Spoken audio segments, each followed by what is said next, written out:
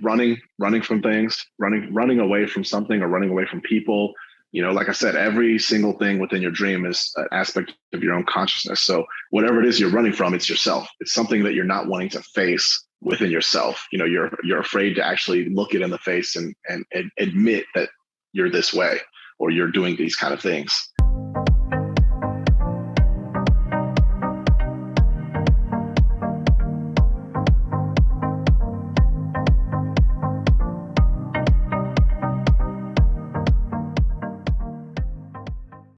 All right, welcome to the Cody Lee Show. My name is Cody, and today with us I'm so excited to introduce our guest. Our amazing guest is Tarak Uday. I said that Uday, right? Uday, yeah, that's fine. Uday. How are you? Yeah. Every single time, I literally, even back in the day, when we were in school together, I was like, I don't exactly know how to say that last name, but so I sincerely apologize if I say it wrong. Oh, it's fine. No problem. Tarak is a modern day metaphysician who studies and teaches applied metaphysics. We actually first met while studying metaphysics together at the School of Metaphysics way back in the day. At least it feels like it was way back in the day. I don't think it was a few years from now. But now he mentors others and others on dreams and how to incorporate metaphysical principles into their everyday lives.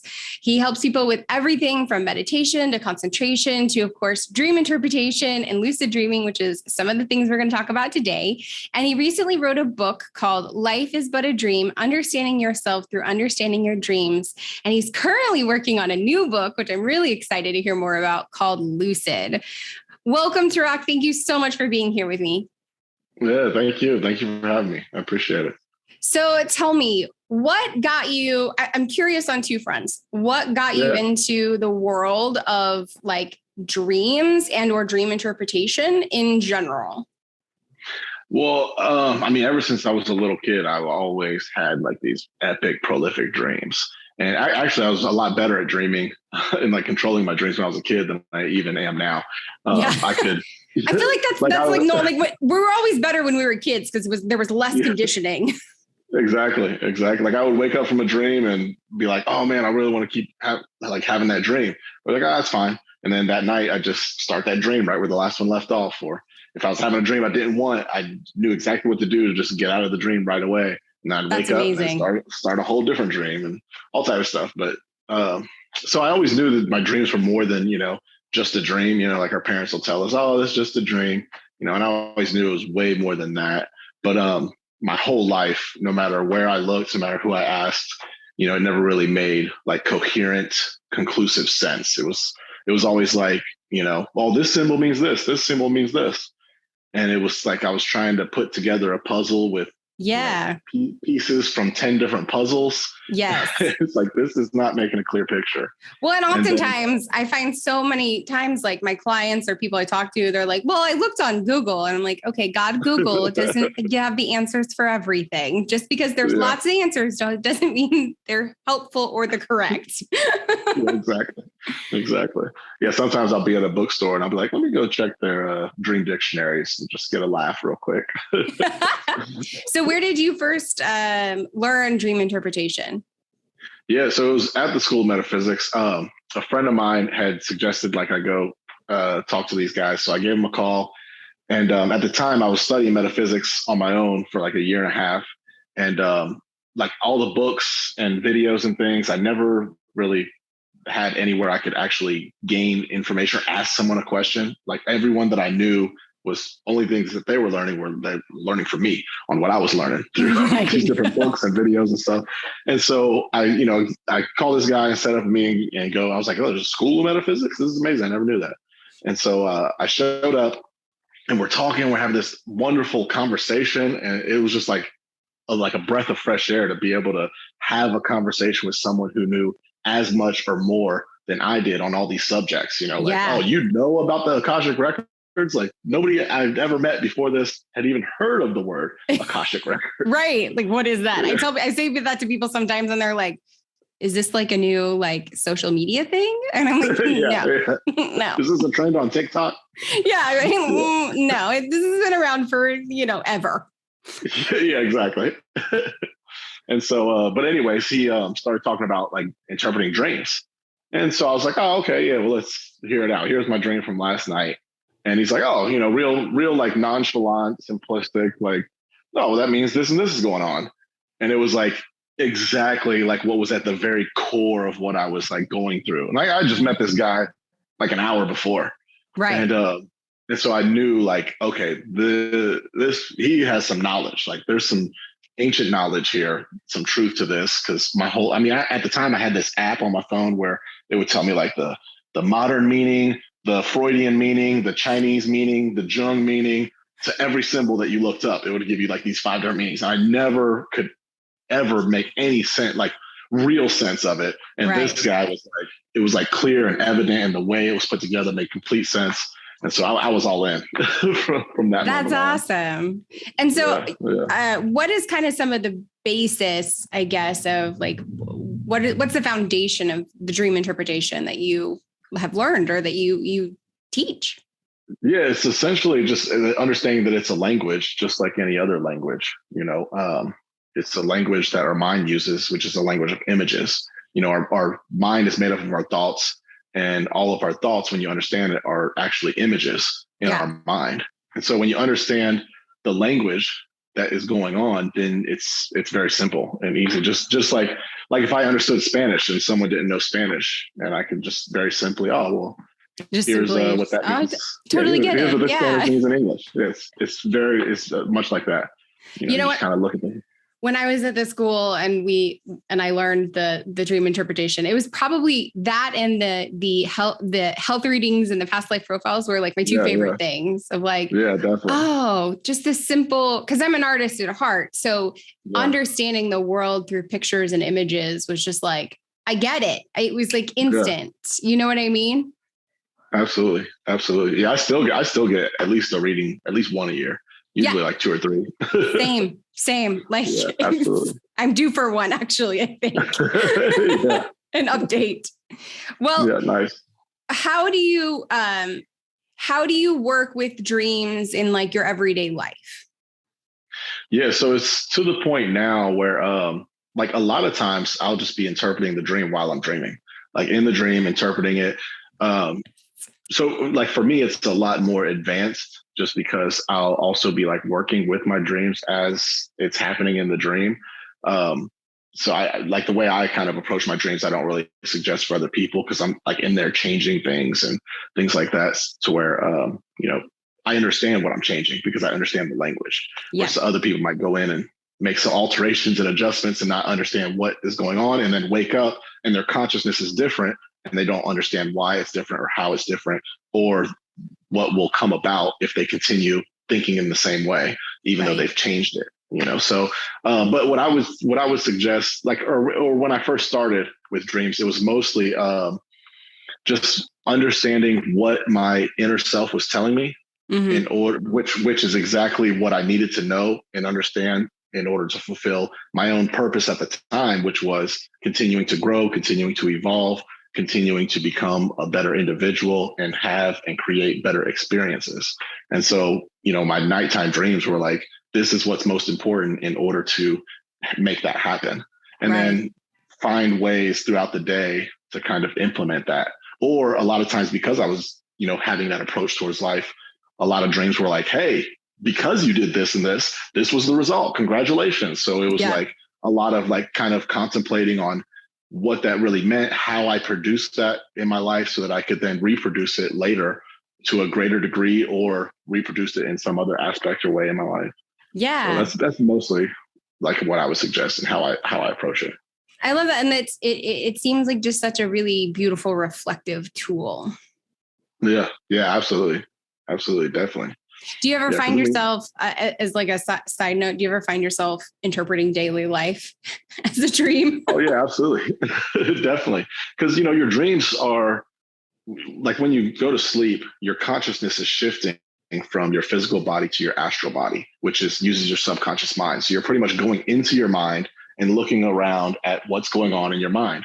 And your thoughts, your subconscious mind is the thoughts that are within it are what's creating your reality that later manifests into what you experience. So when you're dreaming, you're pretty much looking and interpreting the thoughts that are soon to create what you experience. And when you're awake, you're looking at the thoughts that have already been manifested into your waking reality. So by interpreting your waking reality the same way as with your dreams, it's still giving you another message, just a different timeline on what, like when those thoughts are manifesting. So kind of you're looking at what's already been manifested, and then in your dreams, you kind of have a little more time to work with those things before it actually comes to fruition. Like if you have a car wreck in your dream, you know, you're a vehicle, your body is the vehicle that your consciousness uses to navigate through life. So just like we use a vehicle to navigate the roads to reach our goals and destinations. So if you have a car crash in a dream, you know, it's kind of symbolizing something happening with your own health.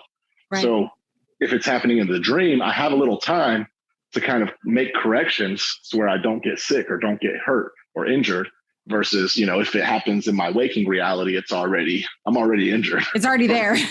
Yeah. I'm already calling the insurance company. I like that. What I really hear in what you're sharing, and it's one of the reasons I think I love dream interpretation, is it gives us a window into transforming the future. Absolutely. Transforming ourselves. Yeah, transforming ourselves so we can set into motion, you know, what we want to have happen instead of what we maybe don't want to have happen. If it's something that we don't like, and if it is something that we like in our dream, then it's celebrating and, you know, continuing to do what is getting us there. Yeah, absolutely. Yeah. Because we're always going to be changing into something. It just kind of gives us more control over what we change into. Yeah. So me too. I like it too. So I would love to kind of play around with, like, what are some of the basics, if you're kind of just the people out there that don't know anything about dream interpretation, what are some of the basics of the pillars, so to speak, of dream interpretation that you teach? Yeah. So the very most basic thing that I always try to help people understand, which for some people who don't know anything about dreams, it can completely transform their whole understanding of their dream. And it's that everything in your dream, your whole entire dream, is about you. It's not about, you know, your cousin Shirley. It's not about your best friend Tim. You know, it's not about your boyfriend or girlfriend or husband or wife. No matter what they're doing in your dream, if they show up, no matter what they're doing, no matter what's going on, no matter what's occurring, it's not about your kids. It's about you. And that's because everything in your dream is like an aspect of your own consciousness. Like I said, you're like going into your own mind. Right. And so that is really transformative for a lot of people, you know? Yeah. I bet also for those people that like, oh, I had a dream I cheated on my partner. And you're like, okay, well, yeah. You're not really going to cheat on your partner. Exactly. Or even like, not even if something cheating, but just, you know, having sex with someone that they completely don't find attractive. Then a lot of times they'll wake up thinking like, do I really have feelings for this person? Like, what's going on? You know, it's like, no, it's just when you understand that you're wanting to create something within yourself that you see within them, you're wanting to then create within you. You know, it really helps alleviate a lot of those stresses and worries, you know? Yeah. But yeah, because I'm sure there's probably been a lot of relationships that have dissipated based off of a dream like that. Like, oh, maybe I do have feelings for other people. Maybe I should go explore that. Right. Based off of a dream that wasn't even saying that at all. Right. No, it's about you. Stop. Stay with them. So what are some of, like, I definitely know that there's a ton of people out there that want to know what are maybe some like your most common themes. And I do definitely want to bring up, I know you have a YouTube channel that you talk about some symbols and their meanings. So I definitely want people to check that out later. I'll leave that in the notes. But what are some like common kind of symbols? Some of the most common, I mean, sex is a very common one. Which is about, you know, creating different, you know, aspects or qualities within yourself. Running from things, running away from something or running away from people. You know, like I said, every single thing within your dream is an aspect of your own consciousness. So whatever it is you're running from, it's yourself. It's something that you're not wanting to face within yourself. You know, you're afraid to actually look it in the face and admit that you're this way or you're doing these kind of things. Another very common one is teeth falling out. Like I've had it a couple times, but I'm like blown away how many people when we talk about dreams, it's crazy. Bring up, I had a dream where my teeth were falling out. Yeah. You know, and that's just pretty much just needing to really learn how to better break down what you're experiencing so that you can digest what's occurred and then extract the lesson from the experience in order to let go of the actual experience. Kind of like how your teeth break down the food that we eat so that we can digest it and extract the nutrients, which become a permanent part of our body, and then let go of the waste. So we kind of need to be better at like breaking down our experiences when our teeth are falling out. So really kind of assimilate what's been going on in your life and find the lesson to be learned from that. So you don't have to re-experience whatever is going on. I'm certain there's a few people out there that would be happy to not have to repeat the same experiences over and over. And I also love how in that explanation of some of those symbols, it just is so simple. It's like, well, teeth represent are a tool for like basically assimilating because that's what they are in real life. Like, it's just such a simple, like, oh, that's so obvious. Yeah, exactly.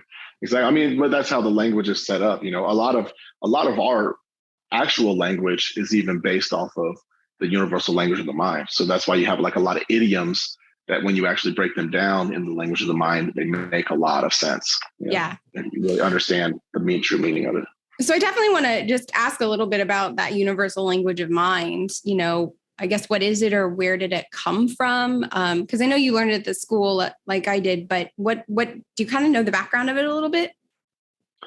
Well, I don't know exactly the true like root source, but I mean, as far back as I can trace it is to ancient Egyptian religion, culture, really beliefs, I guess, because it wasn't really a religion, but it's the base form of communication that we have.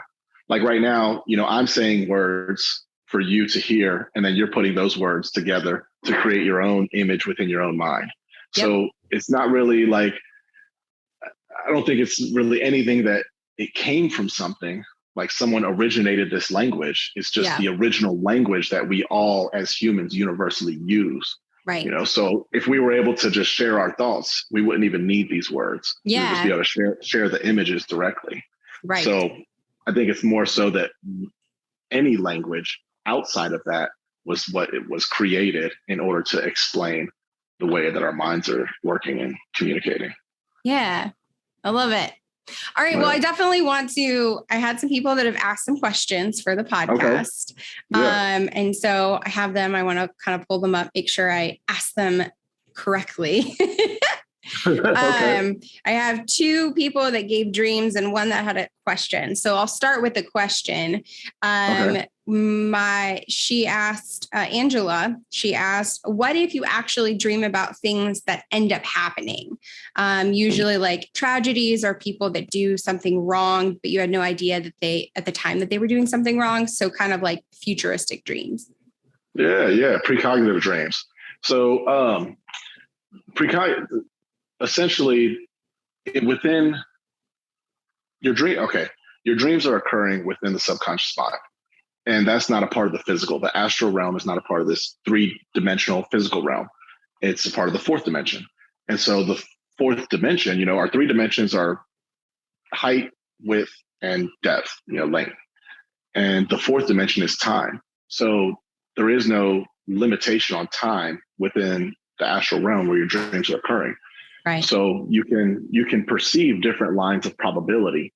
Not to say that anything that you experience there is going to happen, but based upon your thoughts, your actions of recent, based upon the environment that you're in, and the thoughts and actions of the people within there, these things, this line of probability, this is probably going to happen.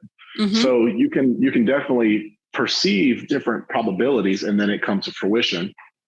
And some lines of probability are a lot stronger than others. And there's things that you can kind of learn to do to help make sure that something does come about. But essentially, it's because there is no limitation of time that's possible.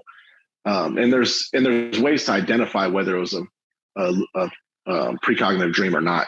There's a different quality, a different feel to the dream. It just feels different. Sometimes it may even feel more real than real life, so but it has a different quality and feel than your regular dream. Just like, if you have a dream about a past life, and going backwards in the other direction, and you have a dream about a past life experience that you had, it'll feel different than a regular dream. You'll kind of wake up and intuitively know, like, this was a precognitive, or this was a past life experience, or lucid dreams, or visitation dreams will have a different feel. You'll know when this person visited, like, this was a visitation dream. Like after my uncle passed, I had a visitation dream with him. But at the same time, surrounding that, before that visitation dream and after, he was in my dream like 8 different dreams. Yep. But only one of them was a visitation dream. And I could easily tell the difference between him just being a symbol in my dream of my own, like reflecting something about me, reflecting a piece of my own consciousness, and him actually showing up and visiting with me in the dream. It just feels different. Yeah.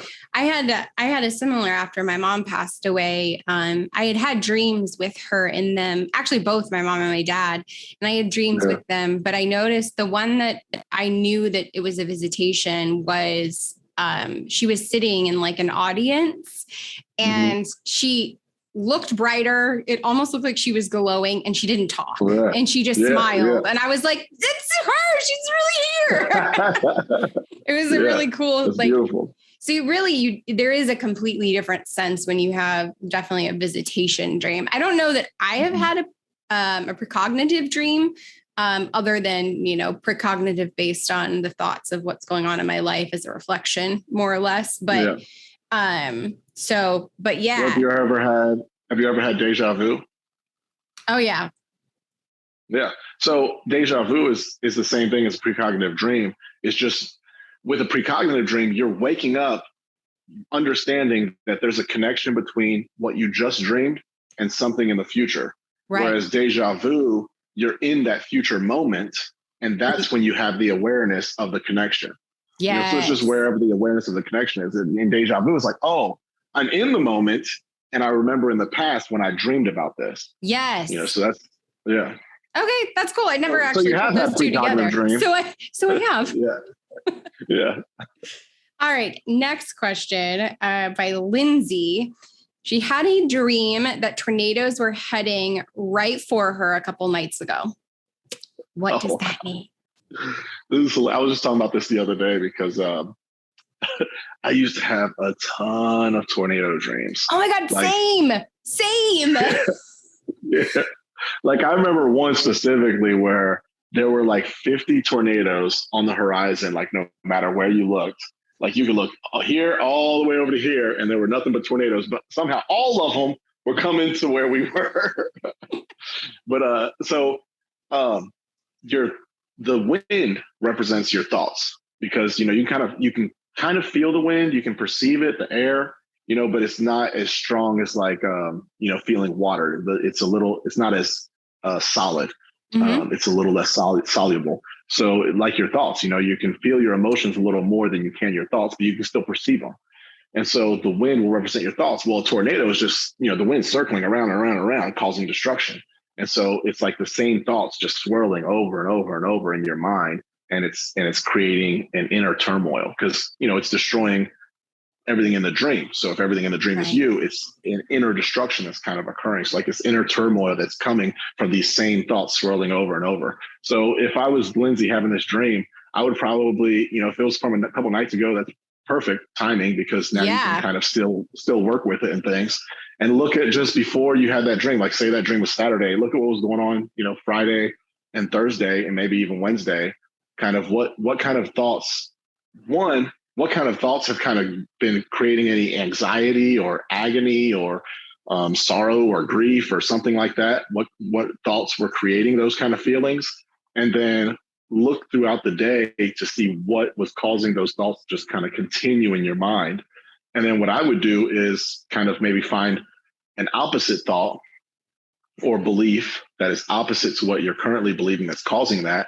And then say that over and over, So if it's something about, not feeling that you don't deserve the things that you want or something, then just create a belief. I deserve everything I desire. I am worthy. I am valuable. I deserve everything I desire. And then say that over and over and over in your head, create a mantra kind of that, because like affirmations are really good, but I find a lot of people, they only say them a couple times. Right. You really have to keep at them. Yeah. Yeah. Because if you're thinking that thought over and over and over, you have to make sure that the new thought you think more than the other thought until Yep. it like overpowers it and that other one dissipates. Then you're just left with this new belief of being worthy and being valuable and deserving everything that you desire. Yeah.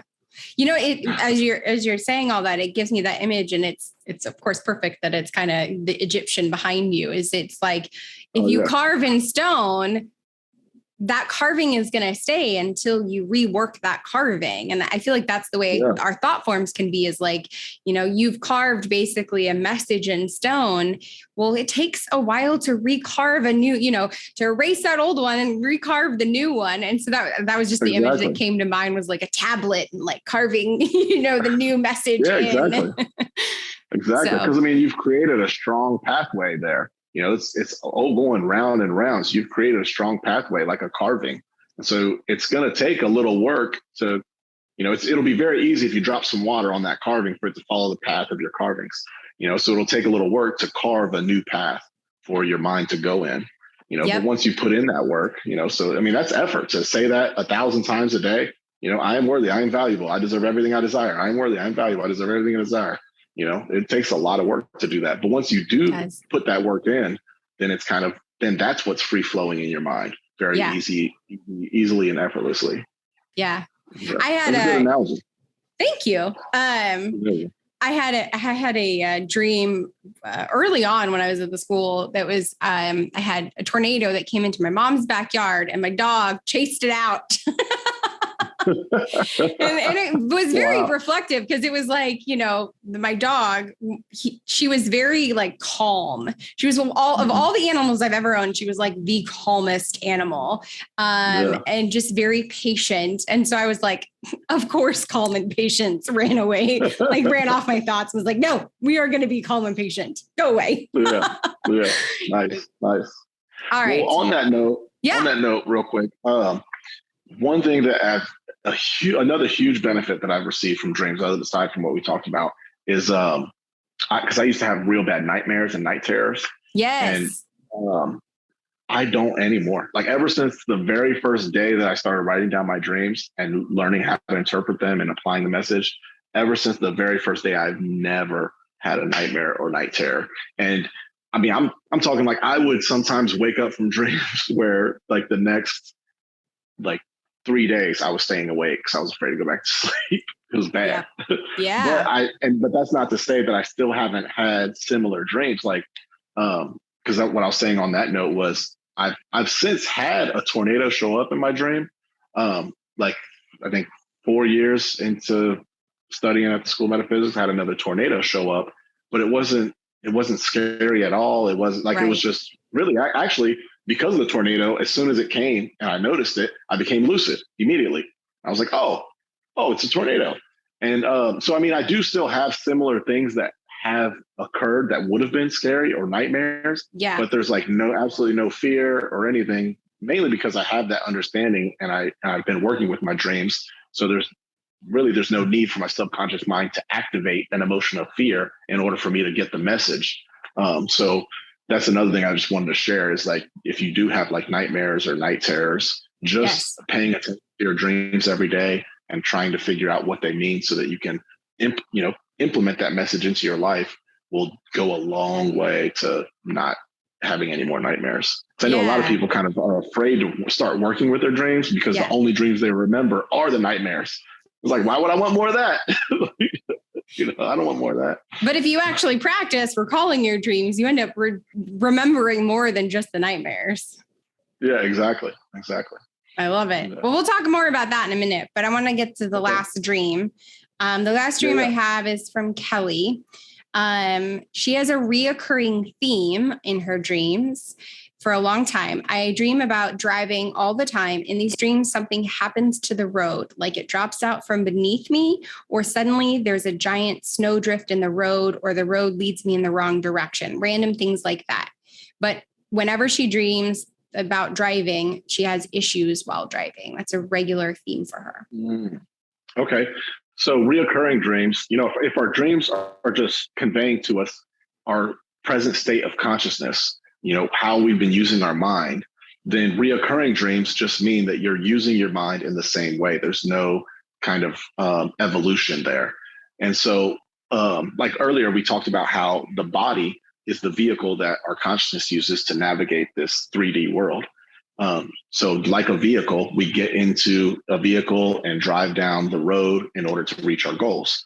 Our consciousness uses this body to move towards our destination, towards our goals in life. So the road will represent our life path, the path we're on in life, the path we choose. So if she's having a dream that she's driving and the road falls out from underneath her, then it's kind of like a dream like that, because you want to look at the context every time it shows up. So at that time, when that dream occurred, some choice that she made on her path in life just kind of fell out. Maybe she, tried to get a new job and she was on the interview process, and then, something may have happened right before, she was supposed to start, to where she couldn't actually do that, and it kind of fell out from underneath her. Right. Or maybe she made a choice and went this direction, but things didn't pan out how they were supposed to. So she had the dream where, she made the wrong turn. It took her in the wrong direction. Right. Or maybe, she didn't mention this part, but, maybe you're at an intersection and you're just stuck at the intersection, not knowing where to go. You're kind of lost. So you don't really understand, you have these choices in front of you and where you can go in life, and you kind of are lost to which direction to go to get to where you want to go.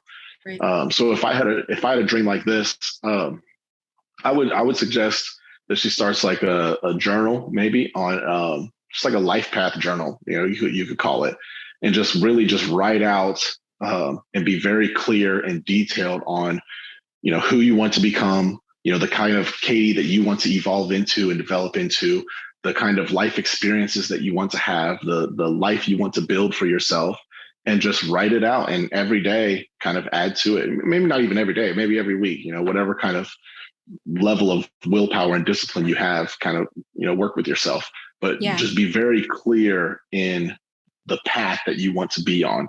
And also write out, you may not know how to get there in the present moment, but just write out what steps you think you could take, what could possibly be the first step even. Just really exhaust your whole entire mind of all the thoughts that you can think of about your path in life, and see what comes from that. And actually, I would actually suggest doing this right before you go to sleep.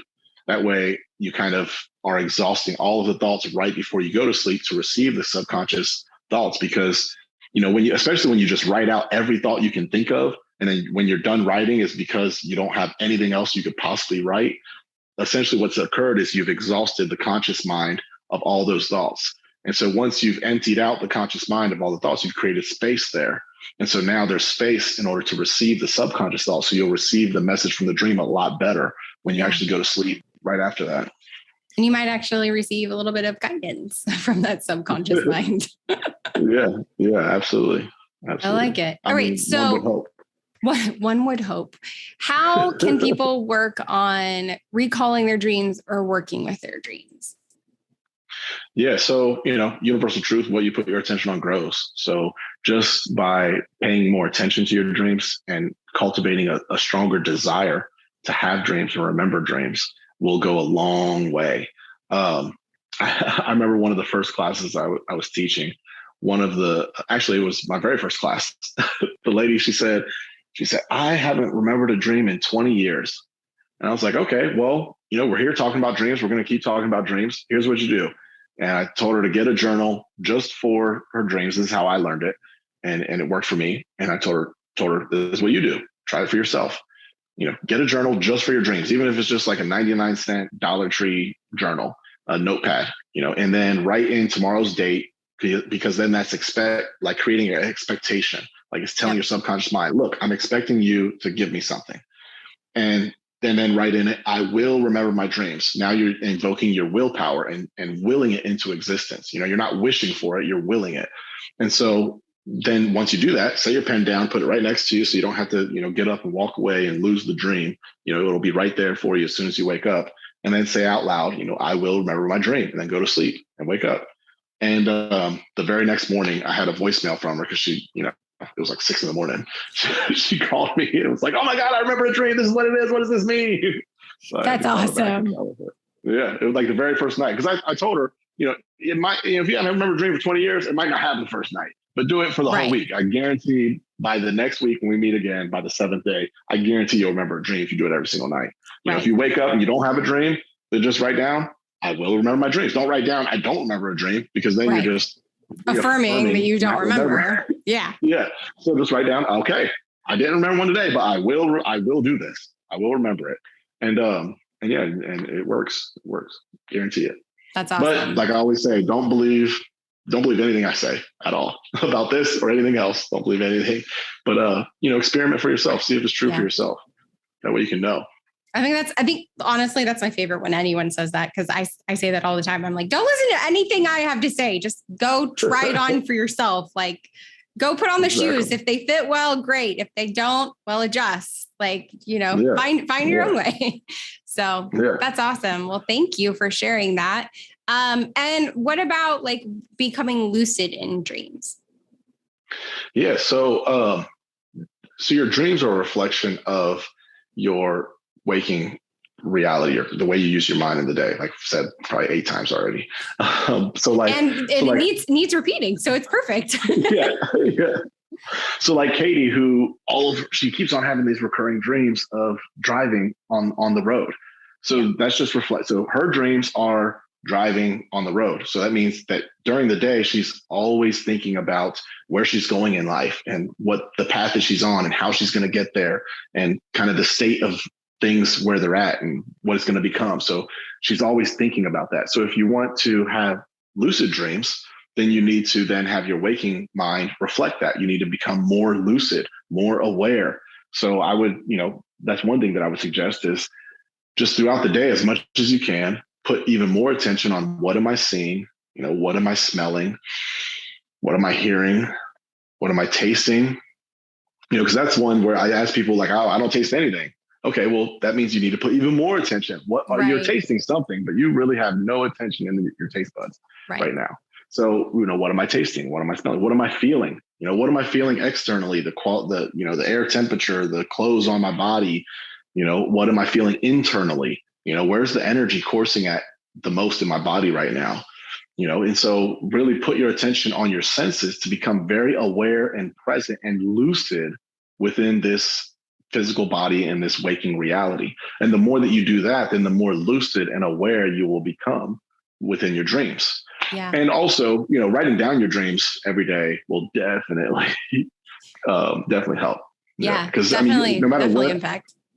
Yeah, no matter where you're at, and if you remember nothing in your dreams, or if you remember 10 dreams a night, if you begin writing them down, you will remember more, and you will become more aware of more of your dream, and you will eventually become lucid if you stick with it, and if you have a desire for that. Yeah, I will also say to those people that maybe could remember a lot of their dreams and haven't since, doing the restarting with a journal and really claiming that you will remember will definitely really help. Because I've definitely gone through periods where like I remembered a whole bunch, and then I just went through periods where I didn't. And oftentimes that was a natural reflection of like, well, where is my attention in my waking life? Is this important to me? Am I really reflecting on things I need to be reflecting on? Where's my journey? And whenever I just reclaimed it or restarted it, it just popped right back in, which is perfect. Yeah. So tell me, how can people work with you, connect with you? I know you have a master's class coming up, so please tell everybody about that. Yeah, so the master class is kind of designed to help people to have the foundation of interpreting dreams, to where, they may not understand every language, every word in the language, every symbol, but they'll be able to at least interpret every dream and at least get a message from it within the 4 weeks. And you'll get a lot of symbols to where you'll really get a strong foundation and get your legs under your feet. I mean, the understanding you'll have from dreams, unless you've already studied before, then it might not be as vast, but it'll be like night and day within the 4 weeks of what you learn about dreams and dream interpretation and kind of the structure of the mind and consciousness and how your conscious and subconscious minds work together, and how to better that relationship and improve that relationship. Yeah. Increase your intuition and things. along with a lot of other things that'll go on with the class. But that's starting the 23rd, I believe, Monday. I guess 2 weeks from today. 2 weeks, yeah, just around the corner. Mm-hmm.